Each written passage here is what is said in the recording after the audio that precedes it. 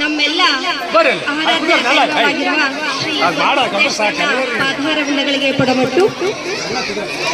ಪ್ರತಿಭೆ ಎಂದರೆ ಸೂರ್ಯನ ರಶ್ಮಿಯ ಕಿರಣಗಳಂತೆ, ಮನದೊಳಗೆ ಹೊಮ್ಮುವ ಬೆಳಕಿನ ಸೆಲೆಯಂತೆ. ಅದು ದೇವರ ವರ, ಶ್ರಮದ ಫಲ. ಅದನ್ನು ಹರಳಿಸಲು ಬೇಕು ಮನೋಬಲ.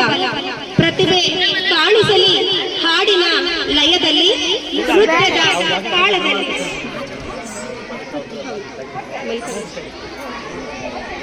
ನೃತ್ಯದ ತಾಳದಲ್ಲಿ, ಚಿತ್ರಕಲೆಯ ಕುಂಚದಲ್ಲಿ ಪ್ರತಿ ಮಗು ಒಂದೊಂದು ಚಿಲಿಮೆ. ಅಂತಹ ಸ್ಫೂರ್ತಿಯ ಚಿಲಿಮೆಯ ಅನಾವರಣ ಈ ದಿನ ನಮ್ಮ ಶಾಲೆಯಲ್ಲಿ ಆಗುವಂತಹದ್ದು ನಮ್ಮ ಸುಕೃತ ಭಾಗ್ಯ ಅಂತ ಹೇಳ್ತಾ ಎಲ್ರಿಗೂ ಶುಭ ಮುಂಜಾನೆಯ ಶುಭ ನಮನಗಳನ್ನ ತಿಳಿಸ್ತಾ, ಸೊ ಈ ಕಾರ್ಯಕ್ರಮಕ್ಕೆ ಆಗಮಿಸಿರುವಂತಹ ಎಲ್ಲ ಅತಿಥಿ ಮಹೋದಯರು, ವೇದಿಕೆಗೆ ಆಹ್ವಾನಿಸಿರ್ತಕ್ಕಂತಹ ನಮ್ಮ ಮಲ್ಲಿಕಾರ್ಜುನ್ ಸರ್ ಅವರಿಗೆ ಅಭಿನಂದನೆಗಳನ್ನು ನಾನು ಸಲ್ಲಿಸ್ತೇನೆ. ಹಾಗೆ ವಿಘ್ನೇಶ್ವರನ ಮೊದಲು ನಿನಗೆ ನಮಸ್ಕಾರ. ಪ್ರತಿಭಾ ಕಾರಂಜಿಯ ಆರಂಭದಲ್ಲಿ ನೀನೇ ಆಧಾರ. ಬುದ್ಧಿಯ ಬೆಳಕಿನ ಮನದ ಹೂವು ಅರಳಿಸು.